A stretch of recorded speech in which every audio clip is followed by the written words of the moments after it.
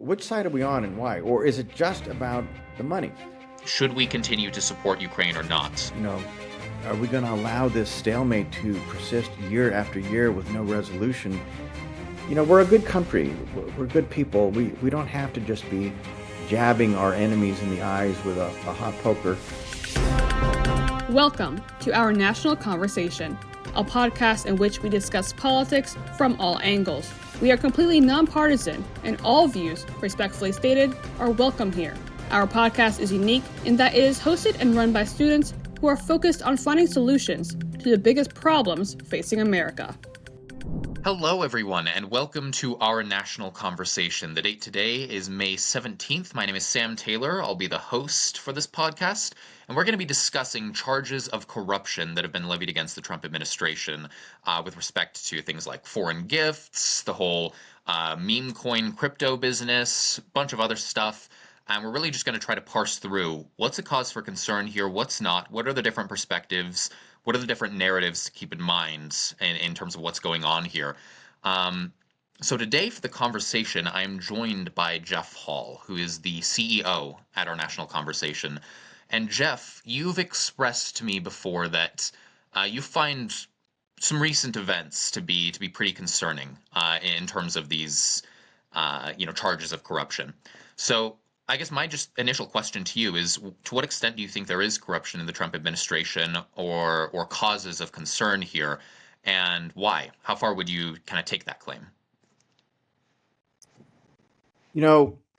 Trump has an unbelievable ability to keep us all a little off balance. Every day he dominates the headlines. There's something new that he throws out there that, nobody would have ever conceived a week ago that he would say or propose. And so it's hard to get your head around this all the time. We just kind of move from thing to thing to thing every day. But this idea that the Americans are going to accept a $400 million jet from Qatar, this is out of the realm of normality. And maybe I'm old fashioned, I don't know, but it just doesn't feel right to me. I mean, does America really have to beg people for gifts like this? Maybe we didn't beg. Maybe they just offered it on their own. Do we even need to accept a gift like this? It seems like it's being offered to Trump because they know it's going to appeal to Trump. It's the palace in the sky, the flying palace.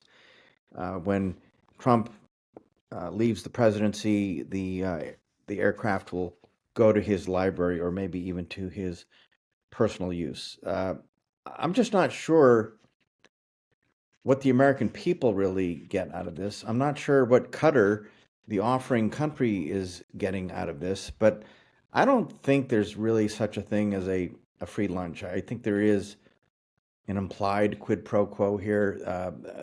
Qatar and other Middle Eastern countries who might be friendly with them, surely they're going to want some kind of friendly treatment or favorable treatment from Trump. It just stands to reason. I think it's just human nature. If somebody does you a favor, well, you're inclined to do a reciprocal favor sometime in the future.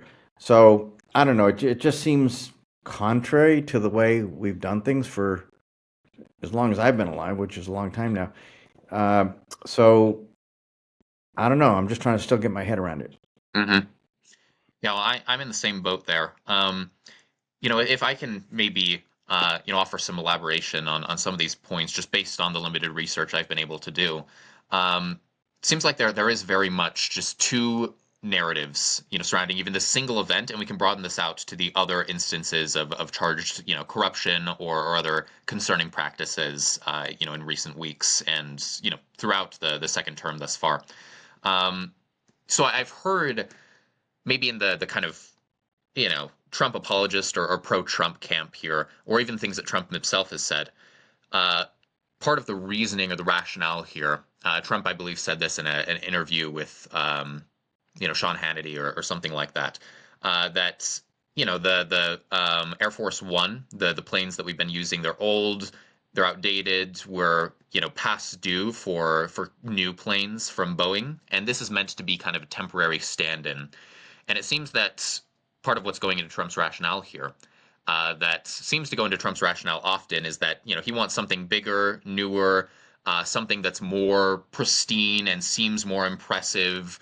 I mean, I think his sense is that, at least if he's being truthful here, um, there's kind of an embarrassment factor, like, oh, if the United States is the one going in this outdated Air Force One, well, Qatar or Qatar, however we pronounce that, I've heard it both ways.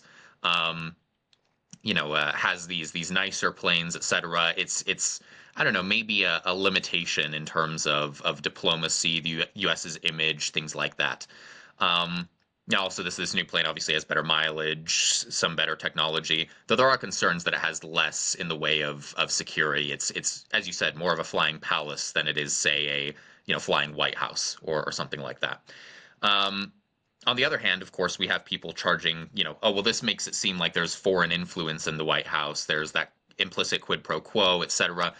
So what I'm saying here is I'm having trouble, and I think you hit this very well. I'm having trouble keeping up with all of these latest developments and trying to sit down and really think through what's the narrative to believe here and why. Right, because there's these two simultaneous narratives. On the one hand, you have what Bernie Sanders has charged the administration with, and others, kind of this oligarchy of economic elites who are just trying to enrich themselves through the presidency and their offices and so forth. You have all of these Trump administration personnel who have business dealings with Qatar. You have, as you said, this implicit quid pro quo. But on the other side, people are saying, no, what the Trump administration is doing is just, correcting bureaucratic inefficiencies. They're improving our security, correcting the trade deficit, etc. And Trump is just on the side doing some perfectly legal business practices. And there's not really a cause for concern here. So it's the choices, it seems, are existential threat to democracy versus really we're improving the state of government, and all this other stuff is just, it's conspiracy theories levied by the left, and it's really not a big deal. Jeff, I'm just curious, how do you try to parse through these two narratives and maybe the additional narratives that exist and try to decide, here's what I'm seeing, here's what I'm leaning towards. Like, I'd imagine nobody has enough time to go and research every single little niche thing here to really, completely refute any single narrative. So I don't know, just how do you grapple with these two competing worldviews that seem utterly contradictory? Boy, that's a really good question, Sam. I again, I'm still wrestling with all of this. It's like I try to give anybody the benefit of the doubt, and so I'm thinking to myself, okay, maybe this gift is a good idea for some reason, and I'm trying to figure out what that might be. But it seems very different from what we've experienced in terms of the way we've conducted foreign policy for generations now. But I will say this, in the past, our foreign policy has been based on a lot of competing interests. One is commerce. We like to do deals that make money for America, and free trade around the world is supposedly a good thing because people don't want to go to war with a trade partner because it'll just hurt everybody's economy and nobody really wins. So trade, I get it. I went to business school, I got an MBA, I completely understand the kind of quid pro quo transactional mentality of Trump. I think that's kind of a natural human instinct. If I do something for you, you'll do something for me. So that I get. Now, we also have concerned ourselves with, human rights. We believe in defending budding democracies. We didn't like communism or the Russians or the Chinese and people like that because we felt like they were somehow a threat to the Western world order, the way we want to conduct things. Now it just seems like it's just all about the money. That's all that matters to Trump. Well, on the one hand, that feels a little cheap to me. Like, we're selling our soul, and is it really worth it to us? On the other hand, it surely clarifies things. If you want to be a player on the world stage or even domestically, you got to pony up. And I'm sad to see that happen in my lifetime. I think before we at least talked a good game about the principles that America wanted to adhere to, freedom, liberty, fairness, all that. It seems like nobody cares about that stuff anymore. It's just now all about the money. Yeah, okay, I want to hone in on this a little bit, because it seems to me, just based on the people I've interacted with, conversations we've had in this podcast as well, um, that there's sort of a generational divide. At least when we compare, say, older generations to younger conservatives today who are very kind of pro-Trump. Um, and that's this movement towards a more transactional kind of America first approach, um, away from what we would call maybe the neoconservatism of, say, the Bush administration. Like, let's go out there and promote democracy and so forth. Um, I think you're right. There's definitely a movement away from, sort of this ideological commitment. We're going to side with these people because they align with our values, and are not going to side with these people because they don't. Um, that's there's certainly a shift in the rhetoric there. But I think what younger conservatives would say, for instance, Connor, and maybe Eric as well, they're both frequent guests on this podcast. They might say something like, "Well, in the past, it really has always been this transactionalism. But before it was just under the guise of, we're going to go support these people because we're supporting democracy, but really maybe it's about, I don't know, some oil thing or whatever else. There's a lot to get into there, a lot of controversy there, but or say, for instance, during the Cold War, right? It's this ideological battle between, free market capitalism, communism, between democracy, autocracy. But also, we went and overthrew in 1953 in Iran a democratically elected government. The CIA helped orchestrate a coup there because we were worried they might align more with the Soviet Union. And we replaced them with the Shah, who was a brutal dictator that was later overthrown in 1979, with the Iranian government coming to power that we now have today. So I think a lot of younger conservatives will say that this never really existed and it's always been transactionalism, but now we're just being honest about it. And, secondly, maybe there's a value in taking this America first approach.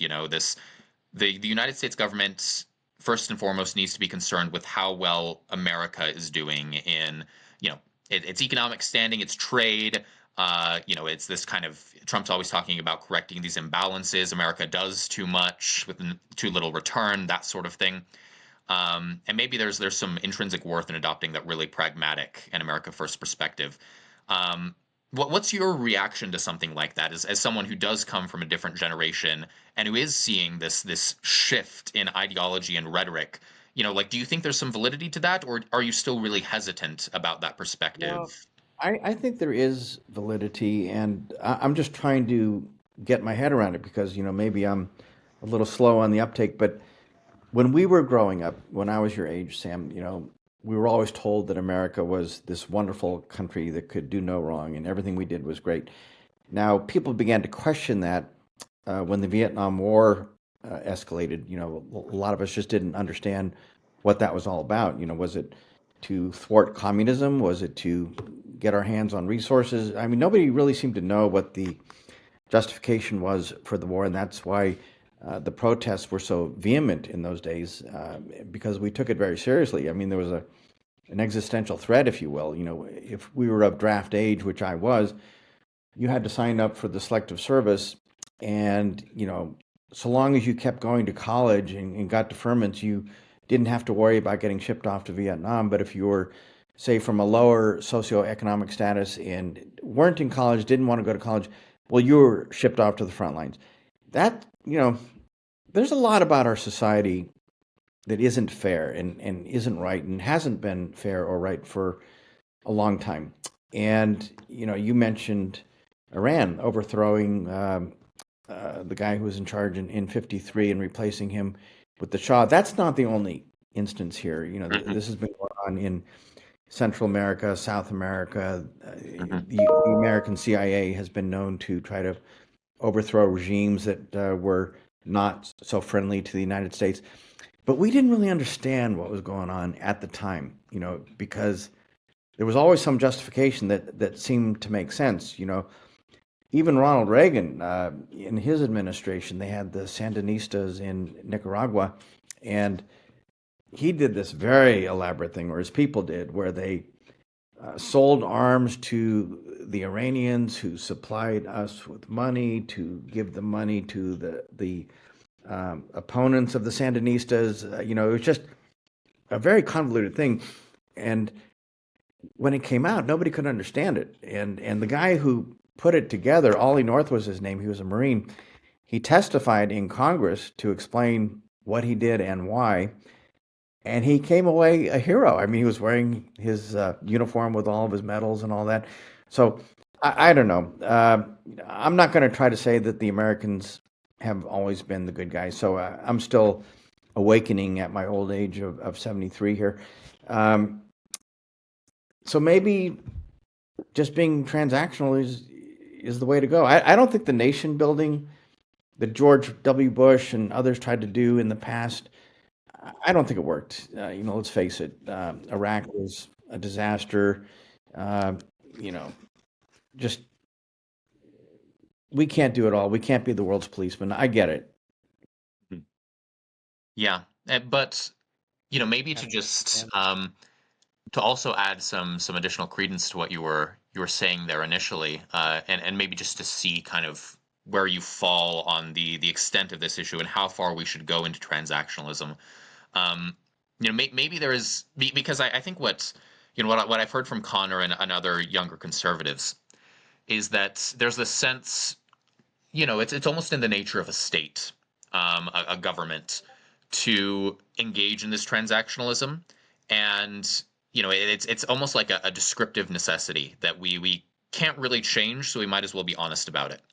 But I've heard other people say, well, if we just accept this as the reality, we're not going to get to anything better. We're not going to get to maybe a situation where we actually have genuine commitment to, say, certain democratic norms, human rights, and so forth, and we promote that in a prudent and reasonable way, right? Maybe not in the full Bush nation building sense, but we remain committed, and our international activities reflect that to these basic principles. And maybe if we, in our rhetoric, just abandon that completely, or if not abandon it completely, and maybe that's creating a caricature of the Trump administration there, at least kind of sidelining it. Maybe we're doing ourselves a disservice and creating kind of a self-fulfilling prophecy there. I don't know. Is there maybe some validity to that alternative perspective that you're seeing? Like, are we going too far into this transactional perspective? Is there something to be said for prudent, altruistic, principled, but also pragmatic policy? And, like maybe not just supporting Ukraine, for instance, because, it does or doesn't benefit us, but because we're supporting democracy, and attempting to combat international aggression, things like that. I don't know. Like, is there something to be said for that perspective, as you're kind of grappling with this newer transactionalism embodied by Trump, but also thinking about maybe the political and rhetorical and ideological heritage that you've had for quite a long time that is more about the promoting democracy and so forth. Yeah. Let's stick with the Middle East for a little bit. I'm not going to try to pretend that I understand all the ins and outs of the Middle Eastern conflict. This goes back thousands of years with lots of twists and turns along the way. But think about it. It almost doesn't make sense that we would supply Israel with the bombs that they're dropping on Gaza, and then at the same time, we're trying to supply humanitarian aid to Gaza. It's sort of like, well, which side are we on? Do we want to win the war or save the people? It seems like we're confused about this. And in the Middle East, the Saudi Arabians were the ones who sent, I don't know if the government sent them, but some people think this was the case. But the people who did 9/11, who flew the planes into the Twin Towers, a lot of these people came from Saudi Arabia, and a lot of Saudi Arabian sheiks and potentates were essentially given a free pass to fly out in the next day or two. We've always been friendly with the Saudis, but now we're saying that Qatar is our friend, but they've been a state sponsor of terrorism in the Middle East. It's like, which side are we on and why? Or is it just about the money? And my dentist, who happens to come from Iran originally, he's a great dentist. If you ever have a tooth issue and you're in Los Angeles, be sure to give me a call. He explained it to me one time. He said, look, what's the one thing all these Middle Eastern countries have in common? I said, I don't know. It seems to me they have very little in common. He goes, well, it might seem that way, but they all buy their war material from the United States. You know, they love our bombs, they love our jets, they love our satellites, they love everything that we make, and they need it. And so he said it's actually in the United States' best interest to keep the Middle East in a constant state of turmoil for decades at a time, because that way we get to sell more missiles and planes and tanks and all the different things that we sell. It was a pretty cold look at what's going on over there. But once he said it, I thought, wow, maybe this is what's really going on here. It's all about the transaction. Yeah.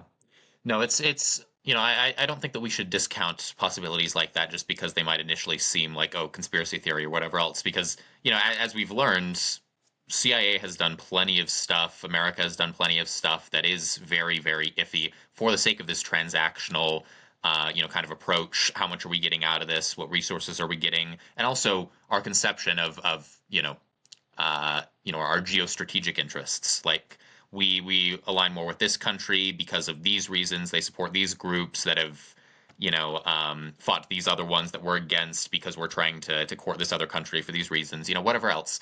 I think there are possibilities that are on the table. We have to remain vigilant about.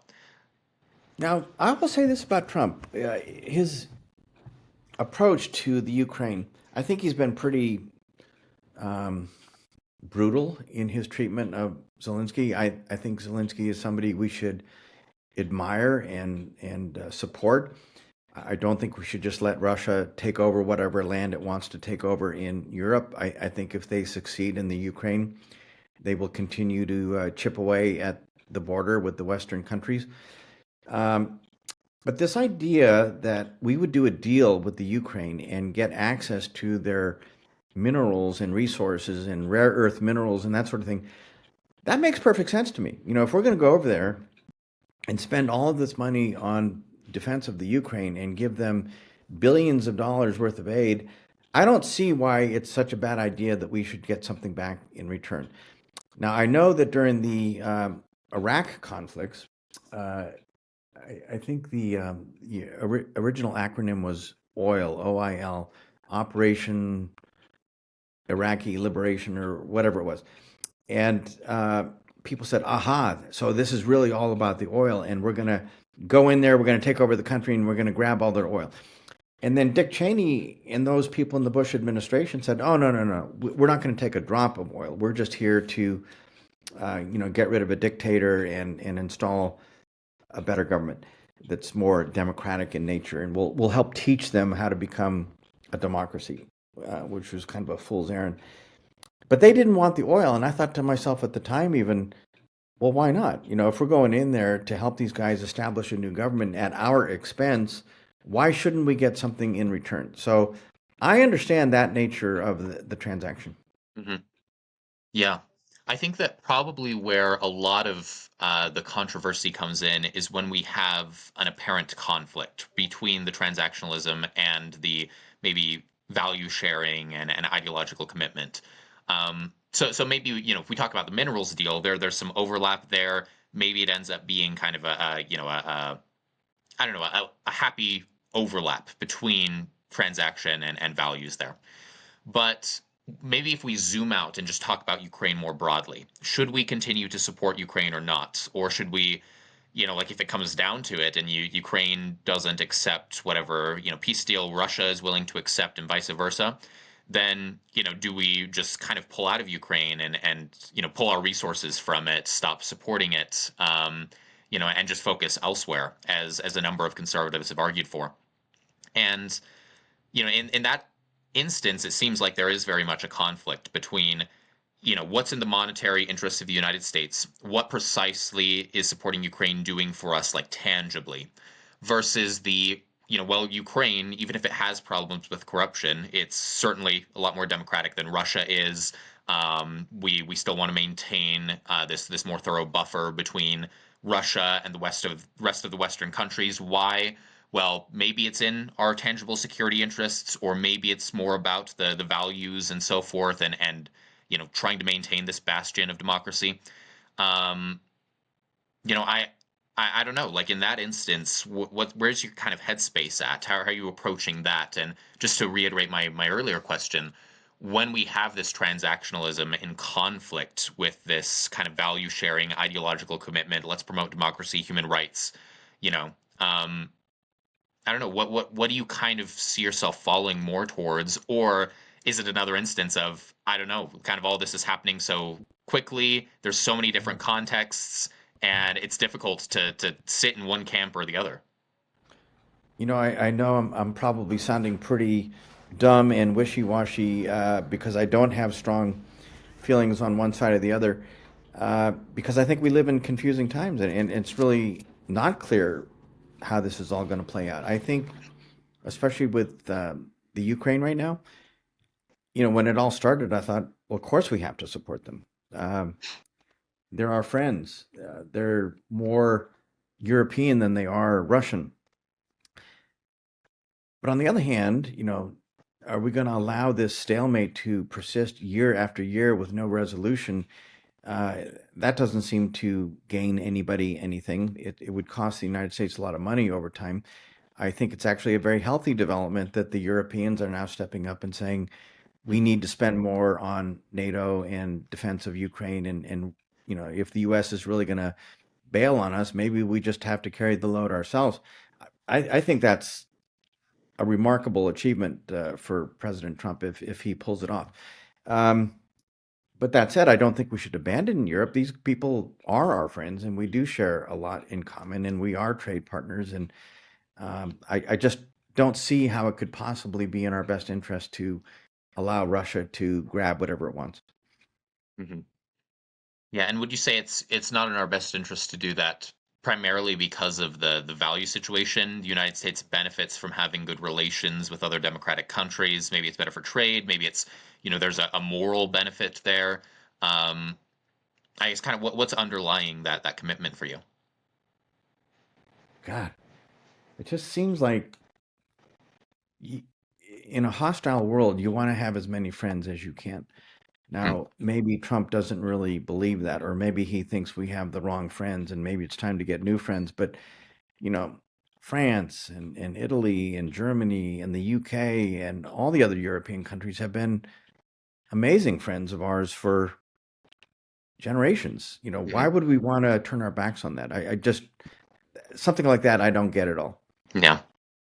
Yeah, and I do want to make sure that I may be being a little careful here to not create a mischaracterization of the Trump administration, because I think this is harkening back to something you said earlier. It's really difficult to pinpoint what's the policy, what's the reasoning here. Obviously there's different segments of the MAGA base that say different things. There are those who are like, you know, Europe, it's engaging in all these crackdowns on free speech. It's really they might actually be our ideological enemies in a number of ways. And what are we doing supporting all these countries, etc. Let them pull their own weight. Let's engage in maybe some trade, etc. But beyond that, not much at all. And then there's maybe a more moderate view that's like, no, all we're really doing here is correcting the imbalance and um, basically pushing European countries to support their own security apparatuses more, and pull more of the weight there. But we're not trying to abandon anyone. We're not completely severing relations or whatever else. We're still remaining committed to democracy. We're just doing it in a more prudent way. I think both interpretations, could be levied on the Trump administration. It's difficult for me to figure out exactly what's going on, but I want to make sure that, I acknowledge that there are those two possibilities there, and maybe a gazillion other ways to frame whatever's happening. Um, so maybe this is kind of a non-issue. Maybe the abandonment of democracy promotion isn't really on Trump's agenda, but it's reformulating how we do that and doing it in a much more reserved way. Yeah, I think it really remains to be seen exactly how this is going to play out, which adds to my wallowing in the middle here, trying to figure out, well, is this a bad idea, or do I just need to get with the new program and understand better what's going on? I think where Trump could do a far better job would be in explaining all of this. Hmm. He just sort of makes it up on the fly from day to day, and one day it's this, and the next day it's that, and it's not just foreign policy; it's domestic policy too. We've seen it with the tariffs. One day they're on, one day they're off. Uh, I just think people are confused and exhausted, and Hmm. maybe that's a strategy on his part, is to keep us confused and exhausted so that it just wears down the opposition. I'm not sure. We started off this conversation by talking about corruption. One of the things I don't understand, again, is this emphasis on crypto. The Trump family has set up some sort of a crypto fund. Lots of people who want to be on the good side of Trump and get White House tours, invest in the crypto fund. It's called a meme coin. I'm not sure I totally understand what a meme coin is, but my understanding is that it's just to create sort of an aura. There's no actual value in the coin. You don't uh, buy and sell it necessarily. You just put your money in, and it's a one-way transaction. Um, this to me seems horrible and really corrupt. If I'm understanding what's going on here, it's like we give the Trumps free money, and maybe they do us a favor, or maybe we just get a White House tour once in a while. I don't know what's going on here, but it seems like a lot of people are willing to pony up.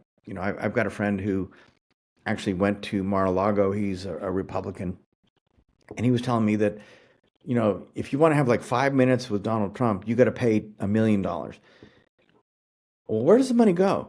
Who gets it? It's probably not the government. It's got to be Trump and his family and his personal interests, I think.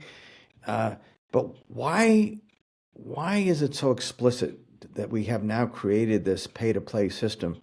It just doesn't seem right. It seems like it does favor the oligarchy, and even foreign countries now are investing big time in these crypto funds and sovereign nation wealth funds and this and that, and it's so complicated. I just don't know how to parse it or figure it out. It just doesn't feel right to me. That maybe that's the extent of the adequacy of my argument, is that it just doesn't feel right to me, and I can't really tell you why. Well, no, I think there's something to be said for that because, on the one hand, we can talk about the legality of everything, right? What are the explicit rules? And that's, I think, is where things become quite ambiguous because the courts haven't ruled on a lot of this. There's lower courts that back during Trump's first administration basically, ruled, oh, the Trump administration, like through Trump's private organizations, are providing these hotel rooms and so forth for a lot of foreign, guests and so forth. There was a whole huge controversy around that. And some lower courts said, yeah, no, this is an instance of corruption in these ways. And then appellate courts just basically either abandoned the cases, vacated them, or overturned lower court decisions, and it's still just kind of super ambiguous. What exactly counts as, say, currying a favor, a quid pro quo? What exactly counts as a violation of the Constitution with the what exactly is it called? I have it in my notes here. It's the The emoluments clause. That's it. Yep. What exactly counts as an emolument? What doesn't? Trump argued, well, it needs to be, basically a gift that is then given with the expectation that, he does something in his official capacity as president or policymaker or whatever else to, basically in response to the gift. But that if it doesn't meet that kind of strict criteria, it doesn't count as a foreign gift or quid pro quo or anything like that. Others argued for a much broader definition. And as I said, the courts have just kind of not really addressed this much at all, insofar as I'm aware, last time I was checking there. But on the other hand, completely independent of the legal question, there's the question of just, well, what's good, leadership of the country? What's moral and what's not? What's creates a good norm? What creates faith in the presidency? What doesn't? What creates a good image and what doesn't? And I think that's where we have, as far as I can tell, kind of a more clear answer here. that that this does present some concerns. And I know that the Trump administration has kind of played down the degree to which individuals can buy favor with Trump or buy time, etc., and have a significant effect on policy or whatever else. Um, but even so, I think just the fact that you have people who pay tons of money, and then those people get to sit down with the president, and that in and of itself, just that audience, I suppose, which is something that's heavily valued among lobbyists, all these other groups. It's like, if you want that, you got to pay a lot of money. um, I think there is room for concern there. That, as you said, it doesn't feel right. It doesn't feel very democratic. When I was young, like about 9 or 10 years old, we elected a president, John F. Kennedy. And in his famous inaugural address, he said, "Ask not what your country can do for you, ask what you can do for your country." That was the ethos of the time. And we started the Peace Corps, and we started domestic programs to help alleviate poverty in the inner cities and in rural America. There was a spirit of let's lift people up. And LBJ, who took over when JFK got assassinated, installed what he called the Great Society, and they threw a lot of money at social problems. And we had a lot of racial issues, we had poverty issues, and then we had the Vietnam War. I mean, America has always been a troubled place, but in those days, it felt like people were trying to do the right thing for the most part. It doesn't, I don't know, it just doesn't, it feels like it's now just all about the money, and there's no principle other than what's going to make more money for everybody involved. Mhm. Yeah, I think that's a possible read of the situation here, and I'm sympathetic to it. I do know others will say, well, maybe there is a principle behind this. It's supporting the American people, right? And trying to, even if we say we put aside the like crypto and the plane and so forth, say maybe we accept for the sake of argument, okay, these are legal business practices and so forth. They don't actually run afoul of anything. Maybe they're a little iffy morally, but at the end of the day, let's focus on the major policies here. Maybe the idea is, Trump in cutting down on bureaucratic bloat in the government, in fostering greater security if you have concerns about undocumented immigration, things like that. And correcting trade deficits, engaging in this international transactionalism. Maybe it is kind of part of this attempt to benefit the American people and increase our standing as a whole. Obviously that each of those I points think are there's no empirically controversial, but yeah. No, I think there's no doubt Trump is addressing issues that have gone unaddressed or ignored or swept under the rug for decades. You know, it was obvious to anybody whose eyes were open that during the Biden administration, people were pouring in across the southern border and nobody seemed to care. And I don't know if this is true or not, but I hear people tell me that, upon arrival in the States, we would hand these people, cell phones and a debit card that was preloaded with cash. I mean, sort of like, welcome to America, good luck, see ya. Well, that doesn't make much sense, does it? I mean, that would just invite more and more people to come across. And I think it did overwhelm our system. We had governors and mayors in blue states who are saying, enough, we can't take it anymore. New York City, Chicago, elsewhere, people saying, we just can't absorb all these people, and then we have to put them into schools. We provide them health care. I think a lot of immigrants are needed for our economy, but it has to be a controlled situation where the U.S. determines in advance, well, this is how many fruit pickers we need, this is how many computer programmers we need, this is how many domestic servants we need, et cetera, et cetera. And then we can let in that number of people each year to accommodate those needs. I think just opening up the floodgates was a huge error on the part of Biden and the Democrats, and I think it may be the primary reason they lost the election. So I do credit Trump with ripping off the Band-Aid, if you will. It's been painful, but we're dealing with stuff now for the first time in a long time. I don't know whether he's going about it always the correct way. I really hate the idea of separating young children from parents. That just seems criminal and inhumane to me.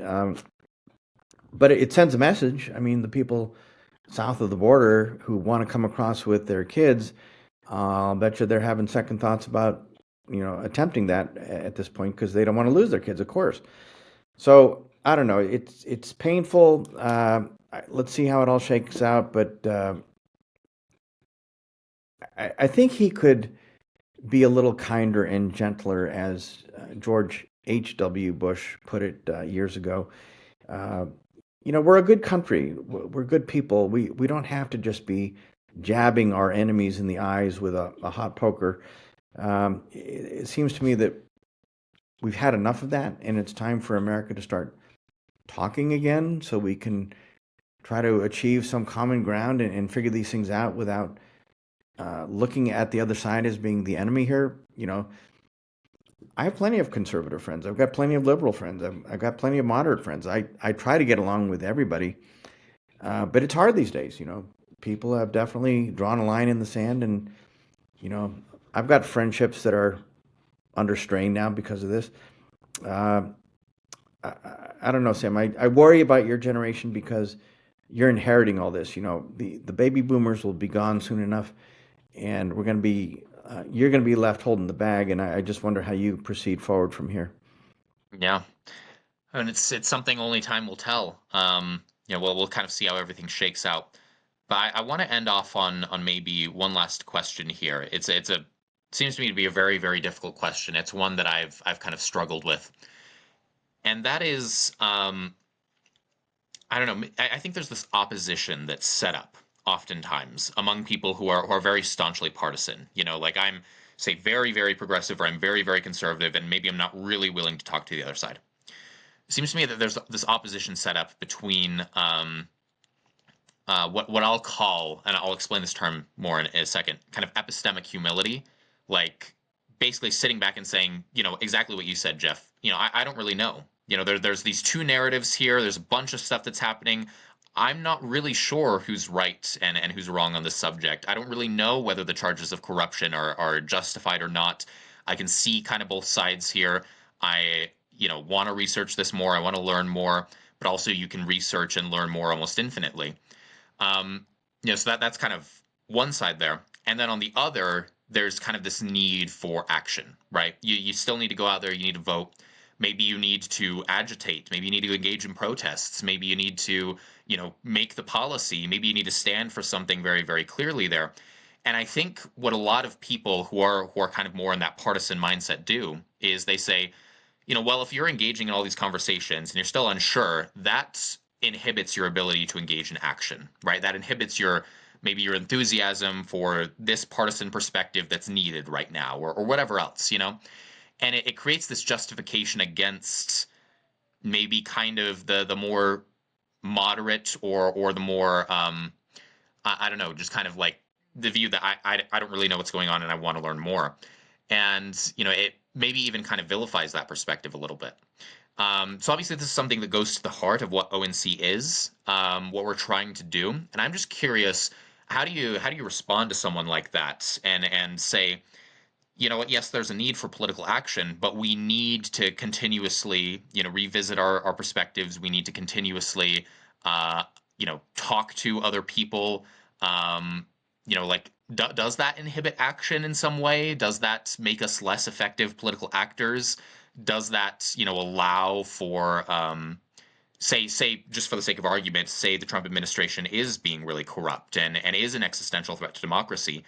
If we spend all our time on these conversations, does that prevent us from addressing this threat? Say if you're taking this from a very progressive point of view, and maybe that's a justification for not engaging in a talk like this or whatever else. I don't know. How do you address a perspective like this, a defense of robust partisanship that draws on these points?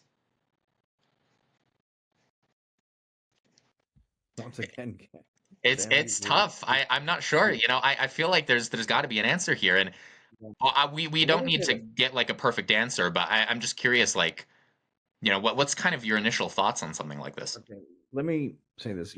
I've always thought that maybe what America needs is a third centrist party that Mm, um, speaks to the aspirations of those like me who can kind of see both sides and want to see a reasonable compromise achieved. Now, we live in a time when people both on the far left and the far right really don't want compromise. They think that would actually be really bad for the country. mhm, They think there simply has to be a clear victor and a clear loser, and they're hoping and praying and fighting to make sure their side wins. mhm, I'm not one of those kind of people. I think there are people in the middle. In fact, just the other day, I was having this conversation with somebody else, and I did a chat GPT search. If my memory is correct, it's something like 43% of American voters self-identify as independent. Only 27% self-describe as Democrats, and 27% self-describe as Republicans. So what does that say to me? It says to me a lot of people are sick of the two parties, and they're really not great fans of it, but it's just the system we're stuck with right now. But a lot of people who register as independents give up their right to vote in primary elections. I doubt they really don't want to vote in primary elections, but they also don't want their name attached to a specific political party. And I can look at both parties and say they make me both ill, and I get where these independents are coming from. Um, so I think there's a lost middle here. There are people who really would like to see compromise and more conversation that leads to actual practical solutions, but they're kind of voiceless right now, and nobody cares about them. And in the primary election system, especially, people are playing to the extremes and not to the middle. So Trump actually, he's kind of a master of this. He's got his base. It's very strong. He plays to his base. He doesn't really care much about compromising with the other side. He doesn't want to compromise. His supporters don't want to see compromise. So I would say to Democrats, if they want to change this, they've got to come up with a vision for the future that is compelling, more compelling than that being offered by Trump and his Republican friends. They've got to sell it to the American people. They've got to explain it to the American people. And the American people have to embrace it.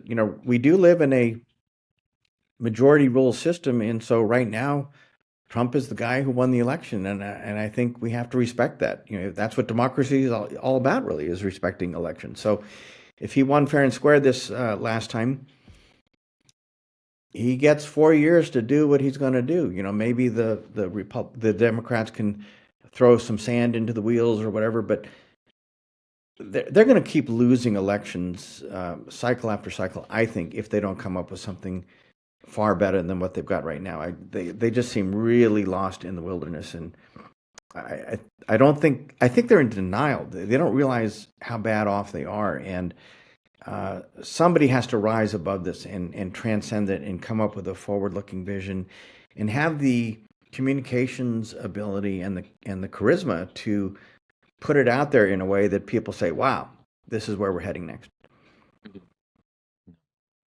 Yeah, no, I think that's a good point there, that there's this, when we talk about political action, and when we talk about, activism, protest, voting, kind of taking that action and so forth, that doesn't just belong to the kind of partisan sides here. As you mentioned, there is maybe a sizable portion of independents or people who are more moderate on both partisan perspectives here, who do want to have more conversations with partisan people, with independents, centrists, others. And that's sort of the political activity. That's the healthy democracy they're fighting for.